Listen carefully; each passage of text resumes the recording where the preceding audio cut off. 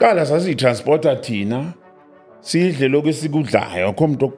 kodwa nje sizocula nakho sikwazi okwakusatisfy ukuthi siyacula i-situation manje i-different hayi ukuthi iyabheda but i-different ngoba uma thina singona ama-artist futhi sasingarekhodanga nokurekhoda so that made all the difference manje sewuyarekhoda and ukurekhoda imali and if uzothatha umculo ube isinkwa sakho it then positions you differently ngalesi sikhathi nasasisebenza sasenza ezinye izinto because umculo bengiwenza ngoba ngithanda namanje umculo ngiwenza ngoba ngithanda thina sasithi makuthiwa uyocula wawulala noma ikuphi la uzoorganizela khona so manje labaculi bamanje kufuneka lale ehotela eli-4 star noma eli-5 star